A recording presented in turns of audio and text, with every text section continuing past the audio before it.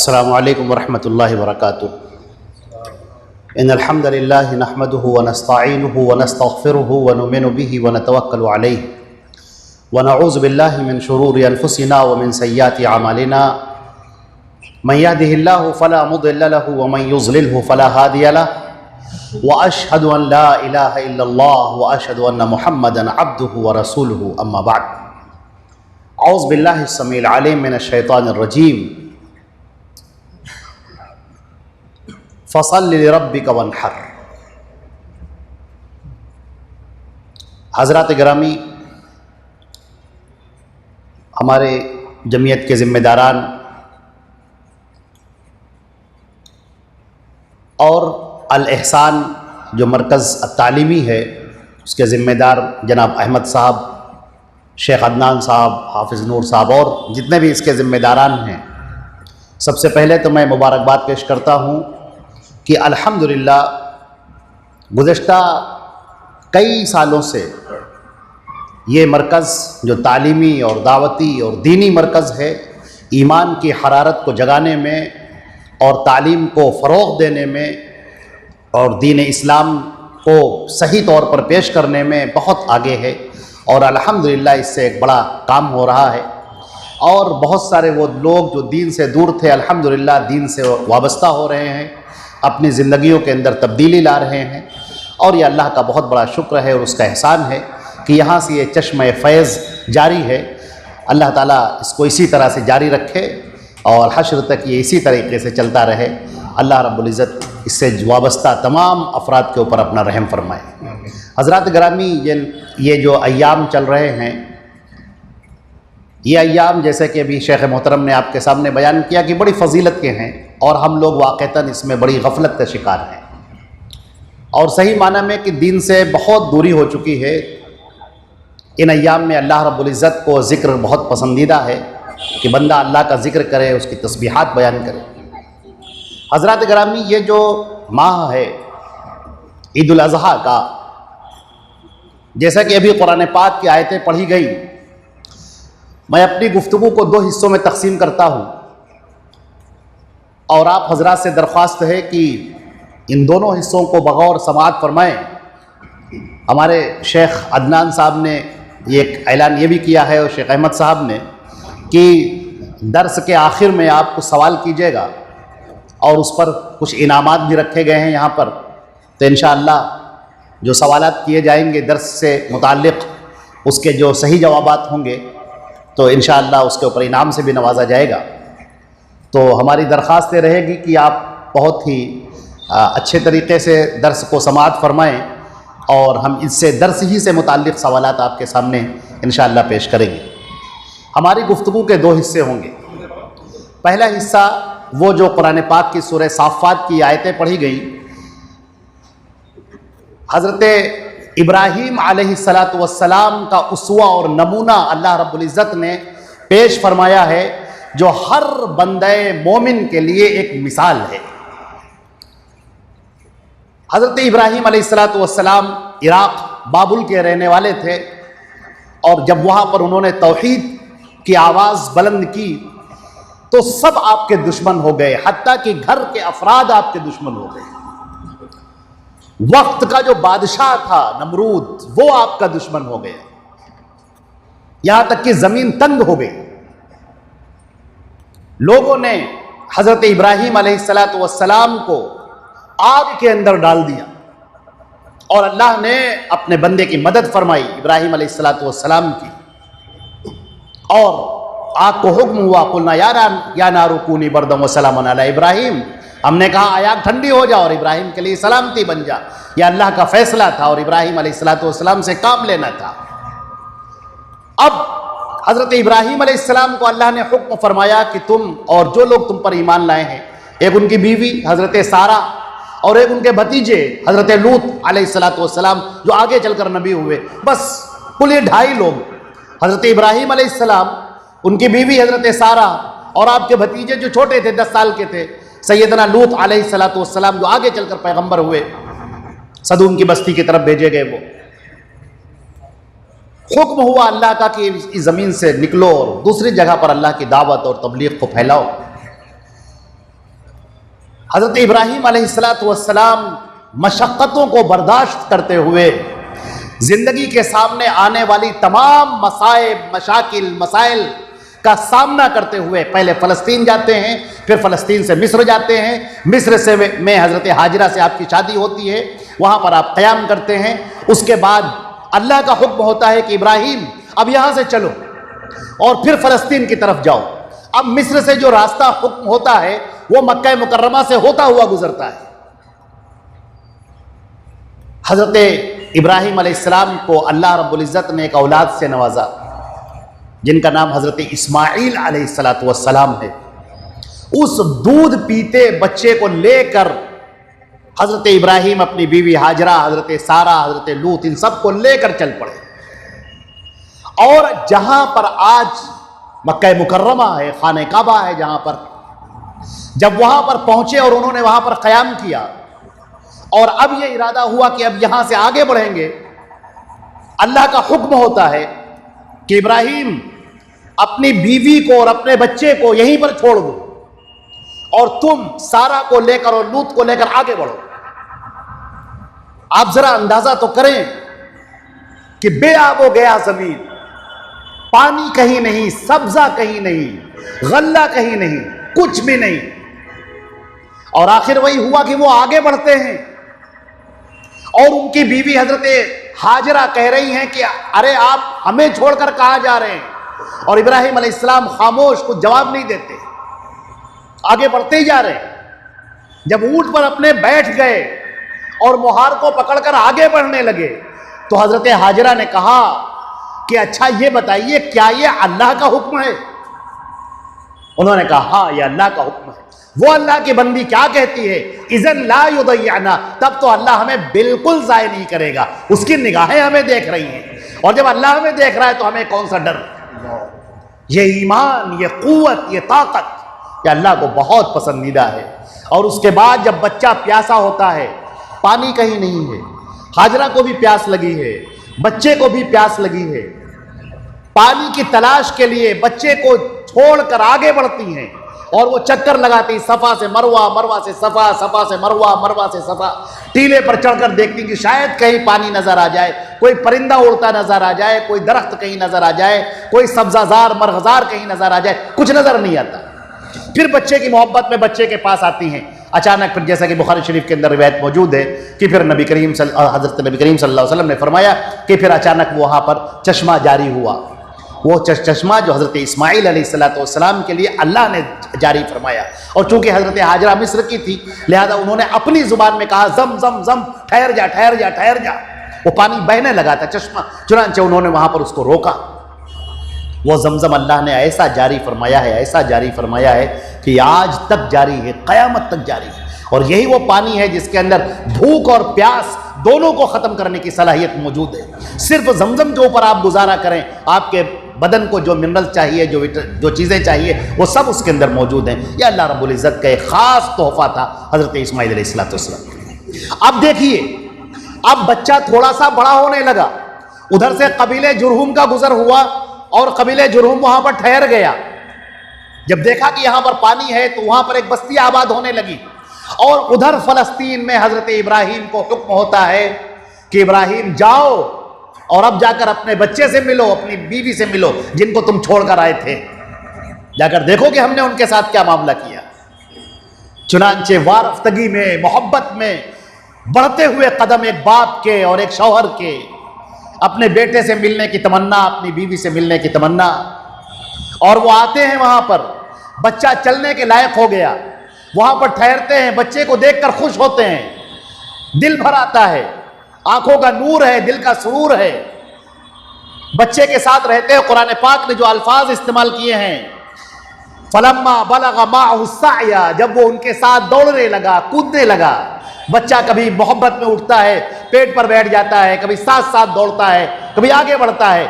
ये बच्चे की अदाएं बाप के दिल को, माँ के दिल को भाती हैं, बड़ी अच्छी लगती हैं। अब इब्राहीम अलैहिस्सलाम ख्वाब देखते हैं कि हम अपने बेटे को अपने हाथों से ज़बह कर रहे हैं, और वाज़े रहे किसी आम आदमी का ख्वाब नहीं है, ये नबी का ख्वाब है। नबी का ख्वाब भी झूठा नहीं होता, नबी के ख्वाब भी सच्चे होते हैं। चुनांचे उन्होंने जब ये देखा तो अब इरादा वही है, लेकिन अपने बेटे की तरबियत का असर देखना चाहते हैं कि मां ने कैसी तरबियत की है, हमारे बच्चे के ऊपर असर क्या हुआ है उसका। चुनांचे अपने बेटे से कहते हैं, या बुनैया इन्नी अरा फिल मनामी अन्नी अज़बहुका, ऐ मेरे बेटे मैंने ख्वाब में देखा है कि मैं अपने हाथों से तुझको ज़बह कर रहा हूँ, अल्लाह के लिए, अल्लाह के लिए तुझे कुर्बान कर रहा हूँ। अब ज़रा सा आप देखें ये तौहीद का कैसा सबक माँ और बाप दोनों ने अपने बेटे को पिलाया है कि वो छोटा बच्चा 7-8 साल का बच्चा, वो बच्चा ये कह रहा है कि अब्बा जान इफ़ाल मा तुमर सतजिदुनी इंशाअल्लाह मिनस साबिरीन, अल्लाह के लिए कुर्बान होना, अल्लाह के लिए ज़बह होना, ये तो ख्वाहिश है मेरी, मुझे अल्लाह की राह में कत्ल किया जा रहा है, अल्लाह की राह में ज़बह किया जा रहा है, अब्बा जान फौरन कर डालिए, मैं बिल्कुल सब्र गुजार रहूंगा, बिल्कुल जर्रा बराबर नहीं, आप बिल्कुल ज़बह कीजिए। अब वो लेकर चलते हैं इब्राहीम अलैहिस्सलाम, जरा सोच के देखिए, एकलौता बेटा है, एकलौता बेटा, अल्लाह से मांगा हुआ बेटा, जैसा कि ऊपर आया, दुआ की थी परवरदिगार बेटा अता फरमा। इस बेटे को ज़बह करने के लिए आगे बढ़े। कुरान पाक के जो अल्फाज हैं कि ये सब हो रहा है, इब्राहीम जा रहे हैं, अपने बेटे से बात कर रहे हैं, छुरी उठा रहे हैं, तैयार हो रहे हैं, बेटे को ज़बह करने के लिए बिल्कुल तैयार हो रहे हैं, उस जगह से लेकर मनहर की तरफ जा रहे हैं जहां पर उस बेटे को ज़बह करना है, बिल्कुल इरादा पुख्ता, जर्रा बराबर न तज़ब्ज़ुब है, न तरद्दुद है, न कोई शक की गुंजाइश है, अल्लाह के लिए बिल्कुल तैयार हो गए। कुरान पाक ने इन अल्फाज का जिक्र किया है, फलम्मा अस्लमा, जब दोनों बिल्कुल रेडी हो गए, तैयार हो गए, वतल्लहु लिल जबीन, और बेटे को ज़बह करने के लिए जमीन पर गिरा दिया और छुरी उसके हुल्कोम पर चलने ही वाली थी कि हमने कहा कि ठहरो, ठहर जाओ, तसद्दक़ तो रुया, तुमने तो इस ख्वाब को बिल्कुल सच कर दिखाया, क्या कहने, वाह, इन्ना कज़ालिका नज़्ज़िल मुहसिनीन। यहाँ पर फरमाया गया फ़दैनाहु बिज़िब्हिन अज़ीम, हमने एक अजीम ज़बीहा उसके लिए रखा। जिब्रील अलैहिस्सलाम जन्नत का एक दुम्बा लेकर आए, एक भेड़ लेकर आए जन्नत से, और कहा कि अय अल्लाह के नबी आप इसको कुर्बान कीजिए, और अपने बेटे को नहीं, आगे चलकर ये भी नबी होगा। अल्लाह रब्बुल इज़्ज़त ने उसके लिए भी बशारत अता फरमाई। लेकिन ये जिसको नबी करीम सल्लल्लाहु अलैहि वसल्लम ने कहा हिया सुन्नत अबीकुम इब्राहीम, ये तुम्हारे बाप इब्राहिम की सुन्नत, अल्लाह को ये चीज़ बहुत पसंद है। अब आप देखें कि इस कुर्बानी के पीछे का बैकग्राउंड क्या है, इसके पीछे अल्लाह की कितनी मोहब्बत है, अपने आप को सुपुर्द कर देना है, घरों का तकवा है, घरों का दीन का माहौल है, अल्लाह रब्बुल इज़्ज़त के लिए सब कुछ छोड़ देने का जज्बा है, तौहीद, अल्लाह रब्बुल इज़्ज़त से वारफ्तगी के साथ मोहब्बत है, जो शेफ्तगी है, अल्लाह रब्बुल इज़्ज़त के हुक्म पर तमाम अपने जहन के तसव्वुरात और ख्यालात और इरादे सब एक तरफ, और अल्लाह का हुक्म एक तरफ। फलम्मा अस्लमा, इसी से लफ्ज बना है मुस्लिम का, फरमा बरदारी करने वाला। हम सब लोग मुसलमान हैं, मुस्लिम हैं, अल्लाह उसके रसूल की फरमा बरदारी करने वाले हैं। हमारी गुफ्तगू का यह हिस्सा था जिसको अल्लाह रब्बुल इज़्ज़त ने इस कुर्बानी को बाकी रखा, और यह चीज़ है, लेकिन इस कुर्बानी के पीछे इतनी एक पूरी कहानी है, उसके पीछे जज्बात हैं, उसके पीछे फरेफ्तगी है, उसके पीछे अल्लाह की तौहीद है, उसके बैकग्राउंड पर अल्लाह के लिए अपने आप को, अपनी ख्वाहिशात को, अपने नफ्स को, अपने इरादों को, अपने गलत ख्यालात को सब कुर्बान कर देने का नाम है। ये इस कुर्बानी के पीछे का मकसद है। वाज़ेह रहे, अल्लाह ने फरमाया है कि लयनालल्लाहु लहूमुहा वला दिमाउहा, ये कुर्बानी का गोश्त या ये खून या अल्लाह को बिल्कुल नहीं पहुंचता, वलाकिन यनालुहु तक़वा मिनकुम, ये तुम्हारे दिल के अंदर का जो तक़वा है वो पहुंचता है। तुम अल्लाह के लिए किस कदर फरमा बरदार हो, ये अल्लाह के नजदीक पहुंचता है। तुम्हारे दिल का खुलूस क्या है वो अल्लाह के यहां पहुंचता है। तुम्हारी जुबान पर वो जमजमे हम्द और शुक्र जारी है, वो अल्लाह के यहां पहुंचता है। ये तुम्हारा दिल, इसका स्कैन हो रहा है, इसको देखा जा रहा है, ये अल्लाह के यहाँ पहुँचता है। इसके अंदर जो जज्बात हैं तुम्हारे दिमाग के अंदर, कितनी फरेफ्तगी है अल्लाह के लिए, कितनी फर्माबरदारी है अल्लाह के लिए, वो अल्लाह के यहाँ पहुँचती है और उसके मुताबिक तुम्हें अज्र दिया जाता है। मेरी गुफ्तगू का एक हिस्सा यहीं पर ख़त्म होता है और अब हम अपनी गुफ्तगू के दूसरे हिस्से की तरफ चलते हैं।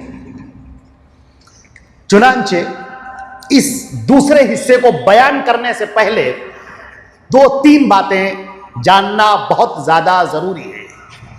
अजीजान गिरामी, ख्वातीन, मेरी माएं बहनें, मेरे बच्चों, इस बात को बहुत अहम तरीके से सुनिए। दीन की बुनियाद अल्लाह और उसके रसूल का हुक्म है। सूरह आराफ की आयत नंबर 3 के अंदर अल्लाह ने इरशाद फरमाया, इत्तबिउ मा उन्ज़िला इलैकुम मिन रब्बिकुम वला तत्तबिउ मिन दूनिही औलिया क़लीलन मा तज़क्करून।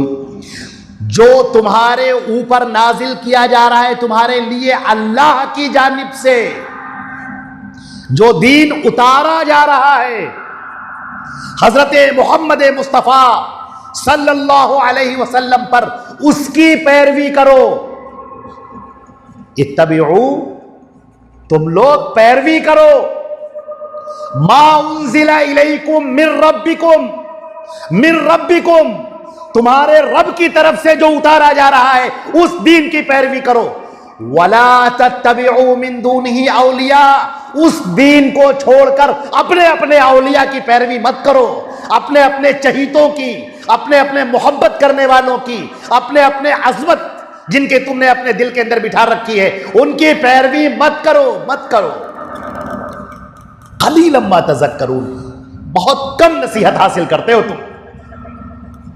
अजीज़ान गिरामी, इब्राहीम अलैहिस्सलाम के सामने अल्लाह का हुक्म और एक लम्हे के लिए बगैर सोचे हुए उन्होंने सब पीछे डाल दिया, बीवी पीछे, बच्चा पीछे, अल्लाह का हुक्म आगे।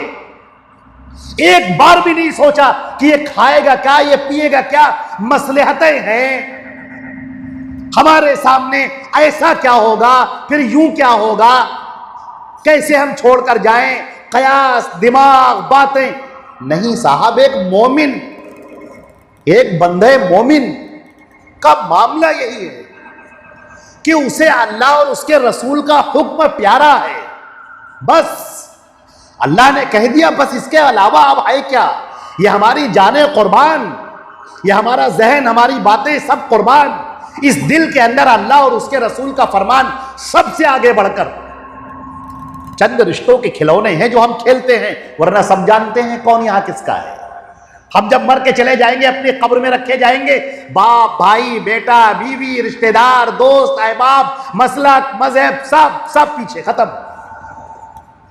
बात दीनों का, दीन क्या है तुम्हारा, रब कौन है तुम्हारा, नबी कौन तुम्हारा, कौन सा दीन पर अमल करके आए हो तुम। ये आपका पहला सवाल है। अब यह तय करना है कि तुम इल्लियीन में जाते हो कि सिज्जीन में जाते हो। दुनिया के घर को छोड़ो, यहां तुम आराम से एसी में बैठते थे, सोफे पर लेटते थे, या किसी सूखी टूटी हुई चटाई के ऊपर थे, टूटी हुई कुर्सी के ऊपर बैठते थे, वो सब छोड़ो। अब बताओ तुम, अब तुम्हारा फैसला होने जा रहा है। दुनिया की जिंदगी मुख्तसर थी, वो तो पूरी करके चले आए। अब बताओ तुम, अब तुम्हारा फैसला होना है कि तुमको इल्लीन में रखा जाए कि उस सिज्जीन में मुजरिमों के साथ में डाल दिया जाए। अब तुम बताओ। मैंने कहा था अजीज़ान गिरामी, मेरी इस बात को बहुत ध्यान से सुनिएगा। दीन वो है, सुनिए अब बहुत गौर से, दीन वो है जो हजरत मोहम्मद मुस्तफ़ा सल्लल्लाहु अलैहि वसल्लम पर नाजिल हुआ है। आपके अहकाम है, उस नबी की शान देखिए। वो दूसरों को नमाज पढ़ते हुए देख रहे हैं। एक सहाबी हैं जिन्होंने अपना बाया हाथ नमाज में दाहिने पर रख लिया। अल्लाह के नबी ने नमाज की हालत में, आप नमाज नहीं पढ़ रहे थे, वो नमाज पढ़ रहे थे, उन नमाज पढ़ते हुए उन साहब के, आपने उनके हाथ को उठाया और दाहिने को बाएं पर रख दिया कि दाहिना हाथ ऊपर रहेगा, बायां हाथ नीचे रहेगा। देख रहे हैं आप, ये बारीकी देख रहे हैं आप। अल्लाह के नबी सल्लल्लाहु अलैहि वसल्लम निगाह रख रहे हैं। आपकी बेटी का इंतकाल होता है, आपका दिल किस कदर भरा होगा, जरा सोचिए थोड़ी देर के लिए, किस कदर। लेकिन आप फरमाते हैं कि देखो मेरी बेटी को तुम लोग जो गुस्ल दे रही हो, औरतों से कहा, उम्मे अतिया थी जो गुस्ल दे रही थी, उनसे कहा उम्मे अतिया सुनो, जब तुम इसको गुस्ल दे देना तो मुझे बताना, मुझे खबर करना। आप अहकामात बता रहे हैं, गुस्ल कैसे दिया जाएगा, कफन कैसे होगा, करना क्या है। यह नबी करीम, आपकी बेटी का इंतकाल हो गया, कब्र के ऊपर आप बैठे हुए हैं, रो रहे हैं आंखों से, आंसू आंसू जारी है, वहां पर भी आप निगाह रख रहे हैं, कब्र में उतरेगा कौन, वहां पर भी निगाह रखिए, कब्र में कौन उतरेगा। आप फरमाते हैं फला उतरेंगे। ये क्या है अजीजा ने ग्रामी, ये वो दीन जो सैयदना मोहम्मद रसूलुल्लाह सल्लल्लाहु अलैहि वसल्लम लेकर आए हैं, आपको पहुंचा रहे हैं, आपको बता रहे हैं, उसके लिए बारीक से बारीक बातें बता रहे हैं, खड़े होकर नोटिस करके बाकायदा बता रहे हैं। और कितने अजीब होंगे वो मुसलमान जो अल्लाह के नबी की इन बातों को छोड़ दें और अपने अपने मन की बातों पर अमल करें। कैसे होंगे आप, जरा सोच के देखिए कैसे होंगे। कभी ठंडे दिमाग से सोचिए थोड़ी देर के लिए। एक तरफ अल्लाह के रसूल का फरमान, अरे साहब तुम मुसलमान हो, मोमिन, अल्लाह उसके रसूल पर ईमान लाने वाला बंदा, तुम्हारे सामने हदीसें पेश की जाए, कौल रसूल पेश किया जाए, हदीस सही हो, बिल्कुल सही सनद के साथ हो, और आप कहें कि ठीक है हदीस तो ठीक है सर आंखों पर, लेकिन हम अमल नहीं करेंगे, अमल नहीं करेंगे, हम अपने इमाम के कौल पर अमल करेंगे, अपने मौलाना के कौल पर अमल करेंगे, उनकी बातों पर अमल करेंगे। सब क्या हो रहा है, कैसे मुसलमान हो। जरा थोड़ी देर के लिए अपने दिल के ऊपर हाथ रखकर देखो, जब आप अपने कब्र में जाएंगे तो कौन सा मौलाना आपके साथ में जाएगा, कौन से लोग आपके साथ में जाएंगे, उस कब्र में कौन आपके साथ में लेटेंगे, वहां पर जो मलकुल मौत, आप वहां पर जो मुनकर नकीर फरिश्ते आएंगे जो आपसे सवाल करेंगे, वो सवाल कौन से मसलक के बारे में होगा, वो सवाल किस इमाम के बारे में होगा, किस मौलाना के बारे में होगा, किस अल्लामा के बारे में होगा, किसके बारे में सवाल होगा। वहां पर सवाल तो या तो रब के बारे में है, अल्लाह जल्ल जलालहू जल्ल शानहू अम्मा नवालहू, उस अल अजीज वल मुतआल रब कायनात के बारे में सवाल होगा जो हमारा और आपका खालिक है, या तो उसके रसूल के बारे में सवाल होगा जो आपके दरमियान भेजा गया है, कितना अमल किया उसकी बातों पर, कितनी उसकी बातें तुम्हें मालूम है, कैसे जाना तुमने उस रसूल को, कैसे ईमान लाए उसके ऊपर, कितनी मोहब्बत है तुम्हारे दिल में उसकी, कितनी उसकी बातों पर अमल करके आए। तो मेरी बात का ये जो हिस्सा है, ये बुनियादी हिस्सा है, अल्लाह के रसूल सल्लल्लाहु अलैहि वसल्लम का लाया हुआ दीन अलग है, लोगों का बनाया हुआ दीन अलग है। ये दो धारे कभी आपस में मिल नहीं सकते, ये दो चीजें अलग अलग हैं। इस पूरी कायनात में किसी को इख्तियार नहीं है कि अल्लाह के नबी के दीन में अपना दीन दाखिल कर सके। मना हदस, बुखारी शरीफ की रिवायत है हज़रत आयशा रज़ी अल्लाह तआला अन्हा की, मना हदस फी अमरिना हाज़ा मा लैसा मिन्हु फहुव रद्दुन, जिसने हमारे दीन के अंदर कोई बात दाखिल की जो उसमें से नहीं है तो वो शय फेंक दी जाएगी, अमल करने के लायक नहीं। अब मैं बहुत जल्दी में आपके सामने चंद मसाइल का जिक्र करता हूं। सबसे पहले तो ये कि अल्लाह का ये हुक्म है फसल्लि लिरब्बिका, अपने रब के लिए तू नमाज पढ़, वनहर, और कुर्बानी कर। नबी करीम सल्लल्लाहु अलैहि वसल्लम ने फरमाया जिसके अंदर इस्तिताअत हो और वो कुर्बानी ना करे, इस्तिताअत है लेकिन वो कुर्बानी नहीं कर रहा है, गफलत में, काहली में, बुखल की वजह से, आपने फरमाया फिर वो हमारी ईदगाह के करीब ना आए। जरा सोचे कि एक नबी अपने से दूर कर रहे हो तो आदमी का दिल ऐसे ही मचल जाएगा। अल्लाह ने फरमाया, आप कह दिए कुल इन्ना सलाती व नुसुकी व महयाया व ममाती लिल्लाहि रब्बिल आलमीन, आप कह दीजिए कि बेशक मेरी नमाज, मेरी कुर्बानी, मेरा जीना, मेरा मरना सब अल्लाह के लिए है जो रब्बुल आलमीन है। ये जो कुर्बानी है ये है क्या, फर्ज है, वाजिब है, सुन्नत है, यह है क्या। हजरत इमाम अबू हनीफा के नज़दीक ये वाजिब है और लाजिम है। बकिया इम्मा के यहाँ इमाम शाफई, इमाम मालिक, इमाम अहमद इब्न हंबल, सुफयान सौरी, इसहाक इब्न रावाय, अब्दुल्लाह इब्न मुबारक और बाकी तमाम जमहूर उलमा इकराम के यहाँ यह कुर्बानी सुन्नत मुअक्कदा है। ये लाजिम नहीं है और फर्ज नहीं है। अल्लाह ने ज़कात का निसाब बयान किया है लेकिन कुर्बानी का निसाब बयान नहीं किया है, लिहाजा कुर्बानी का कोई निसाब नहीं है। आपके पास इस्तिताअत है, आप कुर्बानी पेश कीजिए, अगर इस्तिताअत नहीं है तो कुर्बानी पेश करने की ज़रूरत नहीं है। अपने आप को मुसीबत में डालकर ज़बरदस्ती परेशान होकर वो अल्लाह के लिए कुर्बानी आप न पेश करें। कुर्बानी वो पेश कीजिए अगर आपके अंदर इस्तिताअत है। हज़रत अब्दुल्लाह इब्न उमर रज़ी अल्लाह ताला अन्हु फरमाते हैं, जो बुखारी शरीफ की रिवायत है, हदीस का नंबर है 5545, हिया सुन्नतुन व मारूफुन, कुर्बानी सुन्नत है और इस्लाम में एक मारूफ शय है। इमाम तिरमिज़ी फरमाते हैं कि अहले इल्म के नज़दीक इसी पर अमल है कि कुर्बानी वाजिब नहीं है बल्कि रसूलुल्लाह सल्लल्लाहु अलैहि वसल्लम की सुन्नतों में से एक सुन्नत है और इसी पर अमल करना मुस्तहब है। इमाम सुफियान सौरी, अब्दुल्लाह इब्न मुबारक इसी बात के कायल हैं। ये इमाम तिरमिज़ी ने हदीस में बयान किया है, हदीस का नंबर है 1506, ये हदीस पेश की है। उसके बाद अपना ये कमेंट उसके ऊपर, तबसरा उसके ऊपर लिखा है। इमाम बैहक़ी और तबरानी में इमाम अलबानी ने इसको इरवाउल गरीर में सही करार दिया है।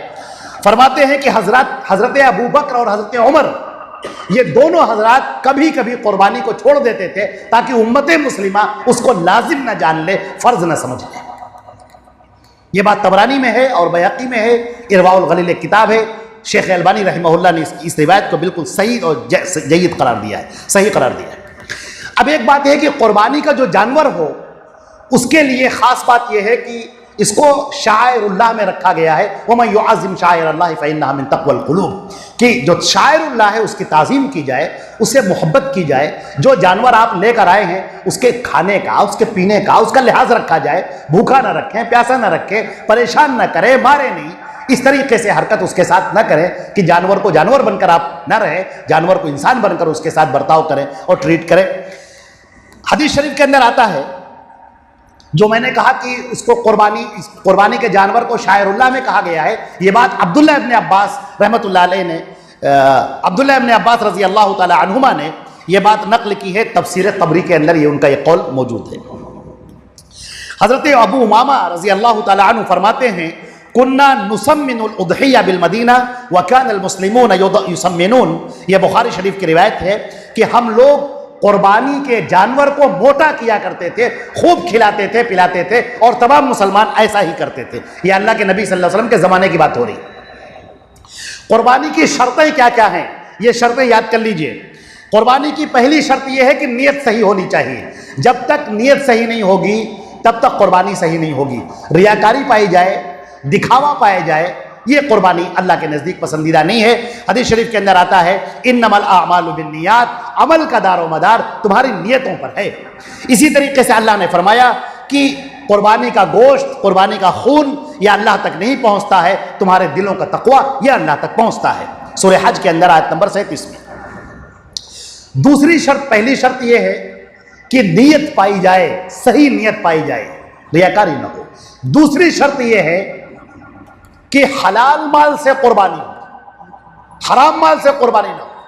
हदीस शरीफ के अंदर आता है, अल्लाह के रसूल सल्लल्लाहु अलैहि वसल्लम ने फरमाया, अय्युहन नास इन्नल्लाह तय्यिबुन वला यक़बलु इल्ला तय्यिबन। यह मुस्लिम शरीफ की रिवायत है 2346। ऐ लोगों, अल्लाह पाकीज़ा है और पाकीज़ा माल को पसंद करता है। हुर्मत हराम माल को अल्लाह रब्बुल इज़्ज़त पसंद नहीं फरमाता। तीसरी शर्त यह है कुर्बानी वक्त पर हो। एक सहाबी का जिक्र है, हजरत बरा इब्ने आजिब रजी अल्लाह ताला अन्हु की रिवायत है। वो कहते हैं कि मेरे मामू थे, उनका नाम था अबू बरदा। उन्होंने नमाज से पहले कुर्बानी कर दी। नमाज अभी नहीं पढ़ी थी ईद उल अज़हा की, कुर्बानी उन्होंने कर दी। तो नबी करीम सल्लल्लाहु अलैहि वसल्लम ने उनसे कहा, शातुका शातु लहमिन, ये तुम्हारी बकरी जो तुमने पेश किया है ये सिर्फ गोश्त है, खा सकते हो, बस कुर्बानी नहीं हुई तुम्हारी। चुनांचे ये कुर्बानी नहीं मानी जाएगी अगर नमाज से पहले किसी ने कर दी।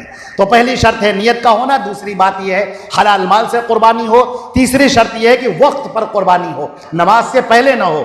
और चौथी शर्त यह है कुर्बानी बहीमतुल अनाम से होगी, यानी वो जानवर जो बहीमतुल अनाम है, जो पालतू जानवर हैं, जिनका जिक्र कुरान पाक के अंदर सूरह अनाम के अंदर भी अल्लाह ने फरमाया है, वो मिदल बकर इसनैनी, वो मिदल इबिल इसनैनी, वो मिदल माज़ इसनैनी, कि ऊँट हो या ऊँटनी हो, दुम्बा हो या दुम्बी हो, बकरा हो या बकरी हो, और इसी तरीके से बैल हो या गाय हो।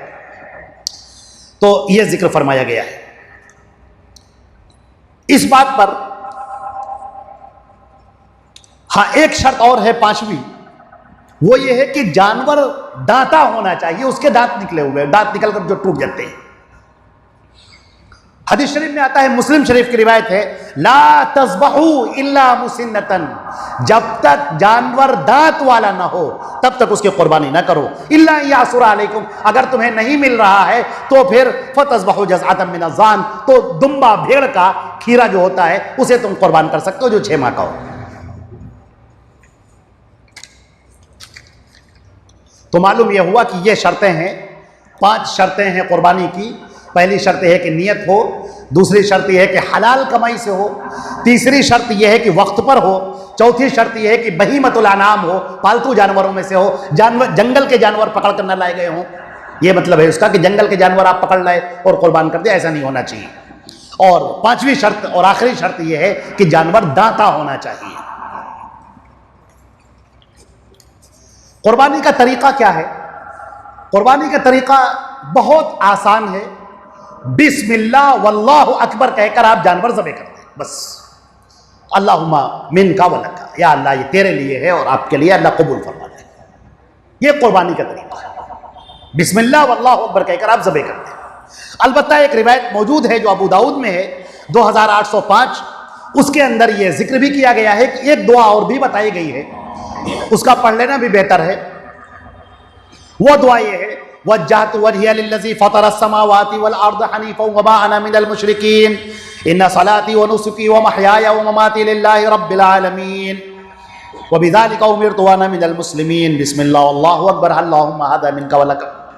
ये दुआ भी आप पढ़ सकते हैं, लेकिन वाज़े रहे, एक बहुत बुरा तरीका हमारे यहाँ पाया जाता है कि जानवर जमीन पर लेटा हुआ है, उसे लोग पकड़े हुए हैं और उसके बाद मौलाना साहब, मौलवी साहब लंबी लंबी दुआएं पढ़ रहे हैं, लोगों के नाम ले रहे हैं। इसको हदीस में मना किया गया है, आगे उसका जिक्र आ रहा है। मैं हदीस के हवाले के साथ आपको बताता हूं कि यह बिल्कुल गलत तरीका है, यह तरीका इस्लाम का तरीका नहीं है। आपने फरमाया कि ला तुमीतू इमाततैन, ये 2 मरतबा इसको मौतें मत दो। जानवर को पहले उसकी छुरी आपको जो ज़बह करनी है उसको पहले से तेज कर लो। जानवर लेट गया, पड़ा हुआ है, लोग पैर पकड़े हुए हैं, कोई गर्दन पकड़े हुए हैं, और हमारे मौलवी साहब जेब से पर्चा निकालते हैं और पर्चा निकाल कर पहले दुआएं पढ़ रहे हैं, लंबी लंबी पढ़ते जा रहे हैं। हमारे साथ एक मरतबा वाक़या पेश आ जाता है, एक गांव में हमने मौलवी साहब का पर्चा ही छीन लिया था हाथ से, हालांकि हम पढ़ते थे, हमने छीन लिया। हमने कहा जानवर पड़ा हुआ, ये कौन सा इस्लाम है? आप पहले इसको ज़बह करो, दुआ बाद में भी पढ़ लेना, दुआ तो बाद में भी पढ़ी जा सकती, उसको आप ज़बह कीजिए पहले। एक जानवर के सामने दूसरे जानवर को ज़बह कर रहे हैं, उसी के खून से लथपथ जानवर ला के तीसरा ज़बह कर रहे हैं। सब क्या तरीका है? इस्लाम का कौन सा तरीका है? गंदगी उठा रहे हैं, कहीं सड़कों पर फेंक रहे हैं, कहीं घरों के किनारे फेंके दे रहे हैं, ये कौन सा तरीका है? तो ये सब चीज़ें नहीं पाई जानी चाहिए, हरगिज़ हरगिज़ नहीं पाई जानी चाहिए। अब हम ये बात करेंगे कि ये कुर्बानी का तरीका है। और एक और बात यह है कि आदमी के लिए बेहतर यह है कि वो खुद ज़बह करे, लेकिन किसी को वकील भी बना सकता है। अल्लाह के नबी सल्लल्लाहु अलैहि वसल्लम ने कुछ जानवर अपने हाथ से ज़बह किए थे और कुछ जानवर हज़रत अली के सुपुर्द किए थे और कहा था कि तुम ज़बह करो मेरी तरफ से। तो किसी को वकील बनाना जायज़ है। औरत भी अब कुर्बानी कर सकती है। बुखारी शरीफ के अंदर बाकायदा अबू मूसा अशअरी रज़ी अल्लाह तआला अन्हु की रिवायत है, 5559 उसका नंबर है, कि अबू मूसा अशअरी अपनी बेटियों को कुर्बानी का हुक्म देते थे और कहते थे वो अपने हाथों से कुर्बानी करें। चुनांचे औरतें भी अपने हाथ से ज़बह कर सकती हैं और उन्हें आगे बढ़ना चाहिए और ज़बह करना चाहिए। कुर्बानी के जानवर की क्या शर्तें हैं? कुर्बानी के जानवर के लिए शर्त यह है कि वो बेआयब होना चाहिए। नबी करीम सल्लल्लाहु अलैहि वसल्लम ने इरशाद फरमाया, अरबउन ला तजूज़ु फिल अदाही, 4 किस्म के जानवर वो हैं जो कुर्बानी में ज़बह नहीं किए जा सकते। एक तो अल औरा अल बैन औरुहा, वो जिसका आँख काना हो और उसका कानापन बिल्कुल वाज़े हो। इसी तरीके से अल मरीदा, जो लागर बीमार हो बिल्कुल और उसकी बीमारी वाज़े हो। इसी तरीके से अल अर्जा अलबैन सलूहा, जो लंगड़ा हो और लंगड़ापन उसका वाजे हो गया हो। इसी तरीके से अल कसीरा, बहुत बूढ़ा जानवर, बिल्कुल अल्लती ला तुनकी, जिसकी हड्डियों में गूदा ही नहीं है। जानवर क्या बस एक खाल पहने हुए है, कंकाल पे बिल्कुल खाल, उसके अंदर कोई गूदा नहीं है, कोई चर्बी नहीं है और बिल्कुल हड्डियों में गूदा बाकी न रहे, ऐसे जानवर को कुर्बान नहीं किया जाएगा। हजरत अली रजी अल्लाह ताला अन्हु की एक और रिवायत अबू दाऊद तिरमिजी की है, जिसमें नबी करीम सल्लल्लाहु अलैहि वसल्लम ने फरमाया, हजरत अली फरमाते हैं कि अल्लाह के रसूल सल्लल्लाहु अलैहि वसल्लम ने हमें हुक्म दिया कि जब हम जानवर को ज़बह करने चलें तो उसकी आंख को और कान को भी देख लें। ज़बह करने के आदाब ये हम पेश कर दें। ज़बह करने के आदाब क्या क्या हैं? ज़बह करने के आदाब में से यह है कि छुरी को पहले तेज कर लें, ताकि जानवर को अजियत ना हो। जानवर के सामने, नंबर 2, जानवर के सामने छुरी तेज ना करें। अत-तरगीब और तरहीब की रिवायत है, हदीस का नंबर 1090, अल्लाह के रसूल ने इसको मना किया है। जानवर को किबला रुख करें, लेकिन यह लाजिम नहीं है, किबला रुख करना बेहतर है। बाकी जो ऊंट के अलावा सारे जानवर जमीन पर लेटाकर ज़बह किए जाएंगे। नबी करीम सल्लल्लाहु अलैहि वसल्लम ने बाकायदा जानवर को लेटाया था, फिर आपने ज़बह किया था। और ज़बह करने से पहले ही दुआ पढ़ ली जाए, ज़बह करते वक्त दुआ ना पढ़ी जाए। अगर कोई कुर्बानी के वक्त दुआ भूल गया, बिस्मिल्लाह भूल गया, अफरा तफरी में जल्दी जल्दी उसने छुरी फेर दी, तो कोई बात नहीं है, यह कुर्बानी काबिल कबूल है। हदीस शरीफ के अंदर आता है कि अल्लाह ने भूल चूक को माफ़ कर दिया। इब्ने माजा की रिवायत है 2043 इसका नंबर है। इसी तरीके से ज़बह करते वक्त मान लीजिए अगर गर्दन अलग हो गई, आमतौर से लोग मसला पूछते हैं, ज़बह कर रहे थे, कभी कभी ऐसा होता है कि आदमी ज़बह करता है, ज़्यादा ताकत लग गई और गर्दन अलग हो गई, तो भी कोई हर्जा नहीं है, यह जानवर काबिल कबूल है। जानबूझकर ना कीजिए, जानबूझकर 2 रगें काटिए, लेकिन अगर अलग हो जाए तो कोई हर्जा नहीं है। यह भी बात बुखारी शरीफ के अंदर मौजूद है। बुखारी शरीफ हदीस का नंबर है 5510।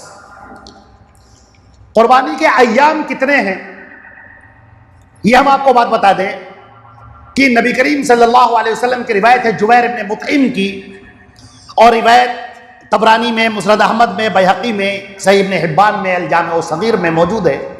इमाम शाफ़िई रहमतुल्लाह अलैह का मसलक भी है कि कुर्बानी यौमुन नहर के अलावा 3 दिन की जा सकती है। यौमुन नहर यानी वो जो 10 ज़िलहिज्जे का दिन है, उस दिन की जा सकती है, दिन में हो या रात में।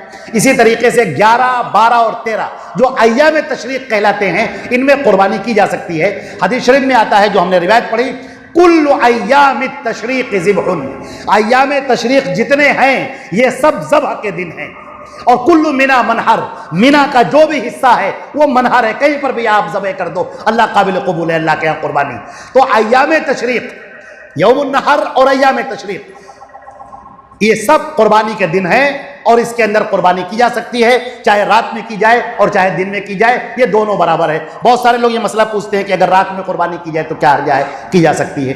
बड़े जानवर में हिस्सा भी लिया जा सकता है, इसका भी मुस्लिम शरीफ के अंदर रिवायत मौजूद है। ऊँट के अंदर 10 हिस्से हैं, बाकी बड़े जानवर के अंदर उसके अंदर 7 हिस्से हैं, वो किए जा सकते हैं। मुस्लिम शरीफ के अंदर उसकी रिवायत मौजूद है।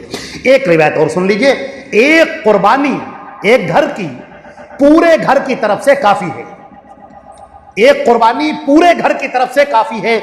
ये हज़रत अबू अय्यूब अंसारी रज़ी अल्लाह ताला अन्हु फरमाते हैं कि अल्लाह के रसूल सल्लल्लाहु अलैहि वसल्लम के ज़माने में एक आदमी एक बकरी कुर्बान करता था अपनी तरफ से और अपने पूरे घर वालों की तरफ से, और सब खाते थे और खिलाते थे। ये तिरमिज़ी में और इब्ने माजा में दोनों जगह ये रिवायत मौजूद है। इमाम अलबानी ने इसको सही करार दिया है, दीगर मुहद्दिसीन ने भी सही करार दिया है। हदीस का नंबर है तिरमिज़ी में 1505 और इब्ने माजा में 3147। लिहाजा एक बकरी पूरे घर की तरफ से काफ़ी है जिनका चूल्हा एक है। लेकिन अगर चूल्हा अलग अलग है, जैसे घर में 2 लोग अलग, दो खानदान रह रहे हैं, एक का घर खाना अलग पकता है, आपका खाना अलग पकता है, तो जिनके खाने अलग पकते हैं वो अपनी कुर्बानी अलग करेंगे। लेकिन जिनका खाना एक में है, यहाँ पर हमने देखा है कि बीवी की तरफ से अलग कुर्बानी हो रही है, अपनी तरफ से अलग कुर्बानी हो रही है, बच्चे की तरफ से अलग कुर्बानी हो रही है। ऐसा नहीं, जिनका खाना एक है वो एक बकरी पूरे घर की तरफ से काफ़ी है। अगर आप अपनी जानिब से कुर्बानी पेश करना चाहते हैं आगे बढ़कर और ज्यादा करना चाहते हैं तो आपको इजाजत है। अल्लाह को इन अय्याम में कुर्बानी करना बहुत पसंदीदा है। कोई आदमी चाहे कि हम अपनी तरफ से भी कुर्बानी पेश करें, अपनी बीवी की तरफ से भी कुर्बानी पेश करें, बच्चों की तरफ से भी पेश करें, तो वो कर सकता है, इसमें कोई हर्जा नहीं है। लेकिन जो मसला है वो ये है कि एक कुर्बानी वो काफी है पूरे घर की तरफ से। इसमें यह नहीं है कि निसाब क्या है, हमारे ऊपर ज़कात फर्ज है तो कुर्बानी भी हमारे ऊपर फर्ज है, ऐसा बिल्कुल नहीं है। इन 10 दिनों के अंदर अपने बाल और नाखून नहीं तराशे जाएंगे, उसके ऊपर भी हदीस मौजूद है। कुर्बानी के गोश्त के बारे में हम बता दें कि कुर्बानी के गोश्त के बारे में जब गुर्बत आम थी तो अल्लाह के नबी ने फरमाया था कि कोई आदमी जब भी कुर्बानी करे 3 दिन से ज़्यादा गोश्त न रखे, तकसीम करे, लोगों को खिलाए पिलाए। उसके बाद जब 1 साल बीत गया और मुसलमानों में वुसात आ गई तो सहाबा किराम ने फिर मसला पूछा अल्लाह के रसूल से, तो आपने फरमाया कि पहले मैंने ये बात कही थी, लेकिन अब हम ये कहते हैं कि कुर्बानी तुम का जो गोश्त है वो गोश्त अल्लाह के यहाँ नहीं पहुँचता है, तुम्हारा खाओ, खिलाओ, जखीरा करके रखो, सब तुम्हें इजाजत है, तुम्हारी अपनी मर्जी है। ये गोश्त जो तुमने कुर्बानी की उसका सवाब तुम्हें मिल गया, अब ये गोश्त खुद खाओ, दोस्तों को खिलाओ, किसी को तकसीम कर दो, बांट दो, या अपने आप में जखीरा करके रख लो, धीरे धीरे खाते रहो, इन सब की इजाजत है। और ये रिवायत जो है मौजूद है, ये बुखारी शरीफ की रिवायत है 5569 69। अच्छा, और कुर्बानी का गोश्त गैर मुस्लिम हजरात को भी दिया जा सकता है, इसके ऊपर फतावा बाकायदा मौजूद है, फतावा इब्न बाज में भी है, और कमेटी सऊदी अरब की जो दायमी कमेटी है उन सब के सारे उलमा कराम का मिलकर ये फतवा है कि बिल्कुल दिया जा सकता है। तफसील और भी है लेकिन अब हम वक्त की कमी के बायस अब हम नहीं पेश करेंगे। एक सवाल और आता है कि क्या मैयत की तरफ से कुर्बानी करना जायज़ है? जो लोग गुजर चुके हैं, माँ हैं, बाप हैं, उनकी तरफ से। अजीज़ा ने गिरामी, अल्लाह के रसूल सल्लल्लाहु अलैहि वसल्लम की 2 बीवियों का इंतकाल आपके सामने हुआ, 2 बेटियों का इंतकाल आपके सामने हुआ, आपके बेटों का इंतकाल आपके सामने हुआ, चचा हजरत हमजा का इंतकाल आपके सामने हुआ, लेकिन आपने कभी किसी के लिए कुर्बानी नहीं पेश की, कभी आपने नहीं पेश की। एक रिवायत हजरत अली की मिलती है मगर वो रिवायत ज़ईफ है और सही नहीं है। हम ये देखते हैं कि अल्लाह के रसूल का इस पर हुक्म मौजूद नहीं। नमाज हो गया, रोज़ा हो गया, ये सब किसके लिए है? जिंदों के लिए, या आपके लिए है। कुर्बानी किसके लिए? आपके लिए। जब तक आप जिंदा हैं या इकाम हैं तभी तो आपका नामा अमाल लिखा जाएगा। दुनिया से आप चले गए, नामा अमाल बंद हो गया। अलबत्ता एक काम किया जा सकता है, अगर सदक़े के तौर पर कोई कुर्बानी पेश करे और उसके गोश्त को मैयत की तरफ से सदका कर दे तो अल्लाह की ज़ात से उम्मीद है कि सदक़े के लिहाज से उसका सवाब मैयत को पहुंचेगा। मिसाल के तौर पर किसी के वालिद का इंतकाल हो गया, उसकी तरफ से वो कुर्बानी पेश कर रहा है और कुर्बानी के इस गोश्त को वो सदका कर रहा है गरीबों मोहताजों में, तो अल्लाह की ज़ात से उम्मीद है कि सदक़े की हैसियत से इसका सवाब पहुंचेगा, क्योंकि हदीस शरीफ के अंदर आता है इल्ला मिन सदक़तिन जारिया, सदक़े जारिया जो होता है उसका सवाब मैयत को पहुंचता है। बाकी जो अल्लाह के रसूल के नाम पर कुर्बानियाँ पेश करते हैं, हज़रत इब्राहीम के नाम कुर्बानी पेश करते हैं या और गुजरे हुए लोगों के नाम कुर्बानी पेश करते हैं, इसका कोई सबूत इस्लाम के अंदर नहीं मिलता है।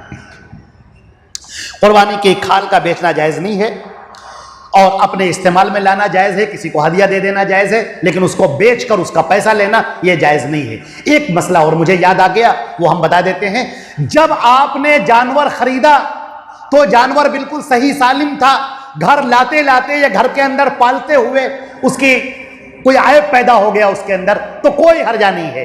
जिस वक्त आपने लिया था उस वक्त जानवर सही होना चाहिए, बाद में अगर आयब उसके अंदर आ गया तो कोई हर्जा नहीं है। आप वो जानवर अल्लाह की राह में कुर्बान कर दीजिए, आपका ये तकवा अल्लाह के यहां पहुंच गया।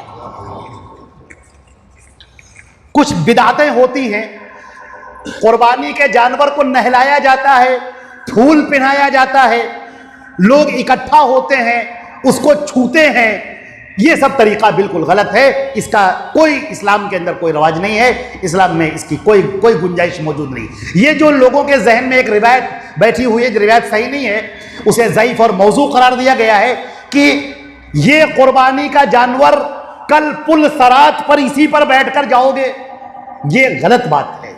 ये हदीस सही नहीं है, ये रिवायत सही नहीं है, इसको लोगों ने ज़ईफ और मौजू तक करार दिया है। ऐसा कुछ नहीं है। और वो जो पुल सरात जो पार करना होगा वो हर आदमी को तन्हा उसके ऊपर चलकर पार करना होगा। यही आपके ईमान की आजमाइश होगी। मुनाफिकीन कटकर नीचे गिर जाएंगे और जिसके पास जैसा ईमान होगा, कोई बिजली की तेजी से गुजर जाएगा, कोई धीरे धीरे रुकता हुआ जाएगा। ये नहीं कि कुर्बानी के जानवर पर बैठ के आप पार कर जाएंगे, ऐसा कुछ भी नहीं है। बस ये हम चंद बातें थी जो आपके सामने हमने पेश कर दी। अल्लाह रब्बुल इज़्ज़त हमको और आपको अमल करने की तौफीक अता फरमाए। व आखिरु दावाना अल्हम्दुलिल्लाहि रब्बिल आलमीन। सवाल करें?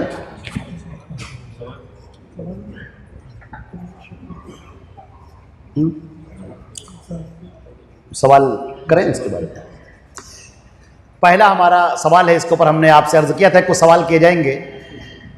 हमारा पहला सवाल ये है, अच्छा हम लोग सवाल किसी से पूछिए वो जो खड़े। अच्छा, आप में से जब हम सवाल करें तो जिसको जवाब मालूम हो वो अपना हाथ उठाए और उसके बाद वो जवाब दे।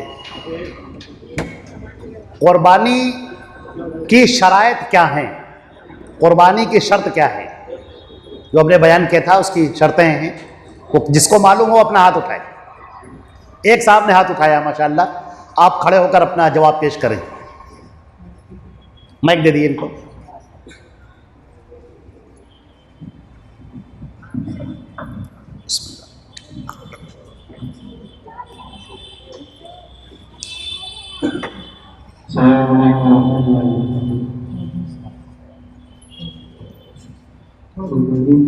पहली शर्त जो है वो ये है कि जो है आपका वक्त जो है वो कुर्बानी वक्त पर होनी चाहिए। ठीक। और जो भी जितना हो वो पालतू होना चाहिए। और तीसरी शर्त ये है कि वो हलाल कमाई से होना चाहिए। शाबाश। और तो चौथा ये कि वो दाता होना चाहिए। शाबाश, बहुत सही।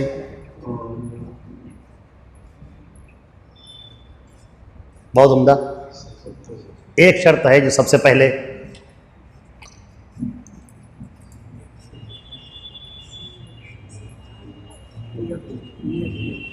हाँ ठीक है, नियत खाली। हाँ देखिए, चार के जवाब तो बहुत सही दिए, लेकिन एक जवाब थोड़ा सा उसमें चूक गई। ये सबसे पहली शर्त है। कोई भी इबादत हो उसकी पहली शर्त, अभी दे दें इनाम, ये आप इनाम हासिल कीजिए अपना, माशाअल्लाह बारकल्लाहु फीक। एक अगला सवाल एक और करने जा रहे हैं जिसको जवाब मालूम हो। नबी करीम सल्लल्लाहु अलैहि वसल्लम ने फरमाया था कि जानवर के अंदर ये आयब नहीं पाए जाने चाहिए, ये चीज़ें नहीं होनी चाहिए। वो कौन से आयब थे जो अल्लाह के रसूल ने फरमाया कि जब ये आयब पाए जाए तो कुर्बानी आपको नहीं करना है उस जानवर की? वो आयब कौन कौन से हैं? जिसको जवाब मालूम हो हाथ उठाए। जो आप अपने अपने हाथ उठाइए, फिर हम पूछते हैं किससे क्या पूछा जाए। नहीं, अभी जवाब ना दीजिए, वो पहले हम देख लें कि कितने लोग जवाब। आप बताइए इसके पहले क्या करें हमने? 3 लोगों ने हाथ उठाया है, पहले हमारे ख्याल से इन्होंने उठाया है। आपसे हम सवाल करते हैं, माइक दीजिए इनको। अगर आप जवाब नहीं दे पाएंगे तो फिर आपसे पूछेंगे, फिर आपसे पूछेंगे, ठीक है? अगर ये जवाब नहीं दे पाते तो फिर आपसे, फिर आपसे। खड़े हो जाइए आराम से। तो ये है कि जानवर बीमार नहीं होना चाहिए। बहुत खूब। उसकी आंखों में कोई लक्ष्य ना होना चाहिए। बिल्कुल ठीक। और जो है उसकी दाता होना चाहिए। वो इसमें नहीं है। अच्छा। और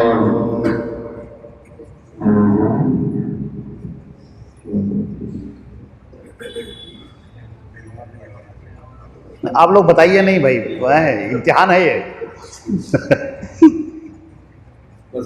ठीक, कोई बात नहीं, आपने बहुत अच्छा जवाब दिया माशाल्लाह।